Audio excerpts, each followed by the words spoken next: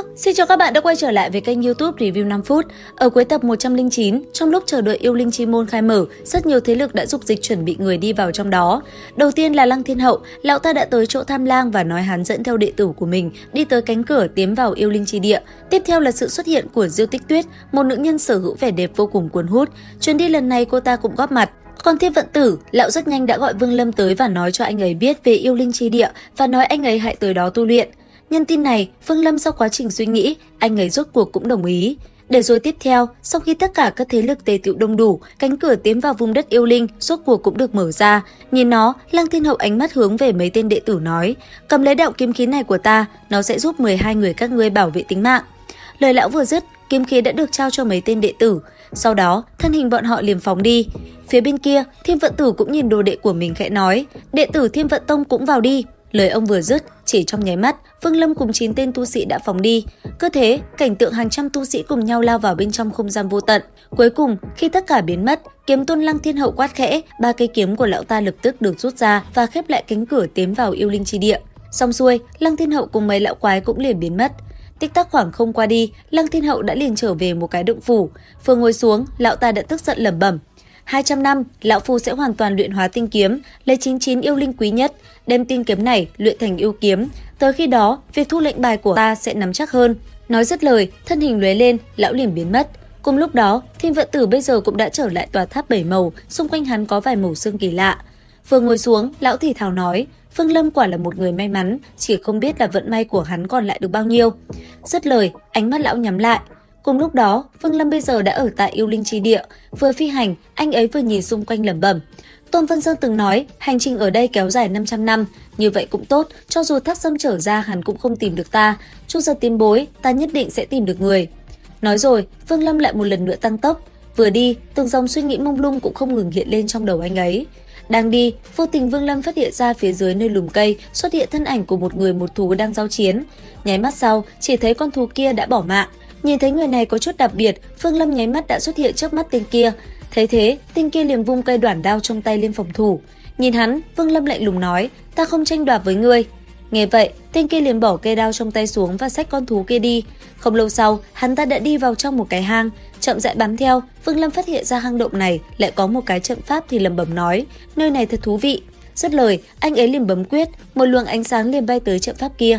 Thế nhưng, khi luồng sáng vừa mới chạm vào thì liền bị trận pháp phá vỡ. Đồng thời, người ở trong hang cũng phát hiện ra có kẻ tấn công. Không chần chừ, mấy tên có bộ dáng như thổ dân liền đi ra bên ngoài, lao về phía Vương Lâm tấn công. Thế nhưng, chỉ một cái chớp mắt của Vương Lâm, vũ khí của mấy người này đã liền tan nát. Sau đó, chỉ thấy một sợi dây phóng ra, bọn họ liền bị Vương Lâm giữ lại. Kiểm tra mấy tên kia, Vương Lâm phát hiện bọn họ không có chút linh lực nào. Tuy nhiên, từ trong sơn cốc lại đột nhiên có một đạo thân ảnh đi ra quát lớn nói: trả lại tộc nhân cho ta, ngươi đi ngay khỏi bộ tộc ta, nếu không bỏ mạng. Lời hắn vừa dứt, chỉ thấy Vương Lâm động thân. Ngay sau đó, anh ấy liền phóng về phía tên kia, nháy mắt đã cho lấy hắn rồi nhốt chung với đám người vừa rồi. Mãi lâu sau, bên ngoài trận pháp mới xuất hiện một lão giả tóc bạc, trông đầy vẻ tang thương.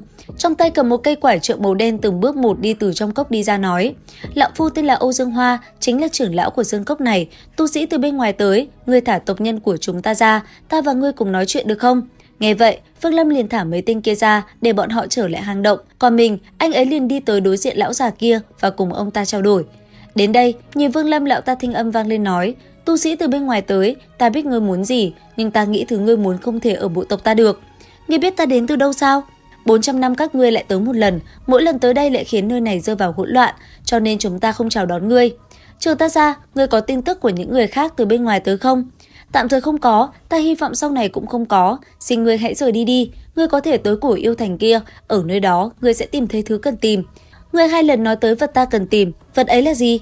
Những gì ngươi hỏi ta đều đã trả lời. Nếu trong vòng 3 nhịp thở mà ngươi còn không rời khỏi nơi này thì chớ trách lão phu trở mặt vô tình. Nghe vậy, ánh mắt Vương Lâm lóe lên, bàn tay cũng liền bấm quyết, chỉ trong chớp mắt, anh ấy đã liền đánh ra từng đạo phù văn lên cửa hang động muốn phá trận. Tích tắc, chỉ thấy từng tiếng ầm ầm không ngừng nổ vang, thế nhưng trận pháp vẫn chưa bị phá vỡ.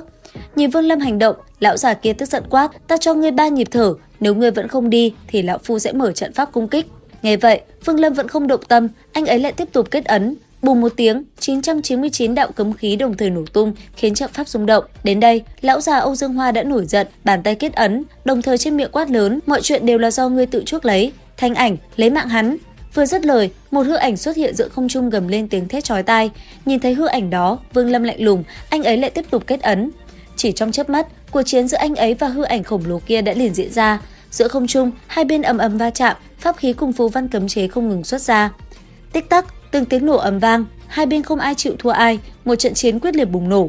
Thế nhưng, cứ ngỡ là Vương Lâm muốn phá vỡ hư ảnh khổng lồ này thì không. Vừa giao chiến, anh ấy lại nhân cơ hội đó tìm cách phá vỡ trận pháp, chớp mắt cũng đã ngưng tụ được 83 đạo ấn ký. Đến đây, anh ấy khẽ lẩm bẩm nói: 83, đây đã là cực hạn rồi, hẳn là cũng đủ để phá vỡ trận này. Người từ bên ngoài tới, người sẽ trở thành yêu ảnh thứ hai của xương cốc chúng ta. Lời vừa dứt, hai bên liền dùng một đòn toàn lực cùng nhau va chạm, tạo ra một vụ nổ ầm ầm giữa kinh thiên động địa không trung. Chớp mắt, chỉ thấy hư ảnh khổng lồ kia đã tan vỡ. Âu Dương Hoa thủ huyết, lão liền hướng về phía Vương Lâm vẻ ân hận nói: Thượng tiên lưu tình, Âu Dương Hoa biết sai rồi, xin thượng tiên nể trời cao có đức hiếu sinh mà đừng phá hủy trận pháp. Nghe vậy, Vương Lâm mới dừng tay, nhìn lướt qua mấy tên kia một lượt. Sau đó, anh ấy liền bỏ đi cấm chế của mình, khiến trận pháp kia không bị phá hủy. Nhìn Vương Lâm như vậy, lão già kia mới thở phào nói: Thượng tiên, thời gian không còn sớm nữa, chỉ e đêm yêu linh đã tới, xin mời vào trong cốc nói chuyện. Nói xong, lão liền kết ấn mở ra một cái thông đạo, sau đó, lão liền cung kính mời Vương Lâm đi vào.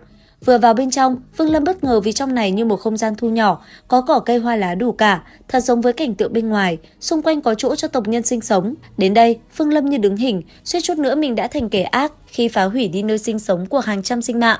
Cảm thấy hổ thẹn, Vương Lâm dừng lại rồi hướng quyền về phía lão Âu Dương Hoa nói: Vương Lâm đã quấy rầy, 3 cái bình ngọc này có chứa mấy chục viên đan dược, có thể cố bổn bồi nguyên, lần này đã quấy rầy, đây coi như là tạ lỗi.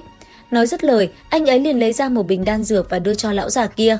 Thấy vậy, lão già kia liền tiến lên vài bước cầm lấy, sau khi mở ra hít sâu một hơi, sắc mặt không tự chủ được đại biến, sau đó lập tức cất vào trong lồng ngực rồi nói: Thượng tiên xin dừng bước. Thượng tiên, tối nay là đêm yêu linh, ngươi nếu ở bên ngoài một mình thì pháp lực có thông thiên cũng không thể đối kháng được với số lượng yêu linh đông đảo được, hãy ở lại đây mai rồi đi. Đêm yêu linh là cái gì? Thượng tiên, việc này lão hủ sẽ kể chi tiết với ngài, hay ngài tới nhà lão hủ được không? Nghe được lời mời, Phương Lâm cũng liền gật đầu. Cứ thế, cả hai mau chóng tới một căn nhà nhỏ. Vừa vào, Phương Lâm đã liền cất tiếng nói: Ta muốn hỏi chút, trận pháp bên ngoài cốc đã tồn tại từ bao giờ?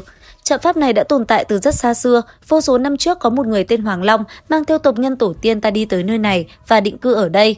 Là người này sao? Dứt lời, Phương Lâm liền chỉ tay lên bức tranh được treo trên tường nhà. Đáp lại, Âu Dương Hoa liền gật gù khẳng định. Ngay lập tức, câu trả lời ấy khiến Vương Lâm trầm tư. Không chậm trễ, anh ấy liền hỏi lại: Ngươi vì sao biết hắn tên là Hoàng Long không? Ngài, chẳng lẽ ngài biết Hoàng Long thượng tiên? Nghe được câu hỏi của lão, vô tình Vương Lâm nhớ lại chuyện năm xưa ở Hằng Nhạc phái, từ khi hắn bước chân vào tu tiên cho đến khi Hằng Nhạc phái bị sụp đổ. Cứ như vậy, cảnh tượng đau buồn về vị Hoàng Long chân nhân cùng Hằng Nhạc phái hiện lên trong đầu anh ấy. Và liệu rằng tiếp theo, Vương Lâm có gặp được cơ duyên hay không? Theo dõi kênh YouTube Review 5 phút để biết thêm chi tiết các bạn nhé. Xin chào và hẹn gặp lại!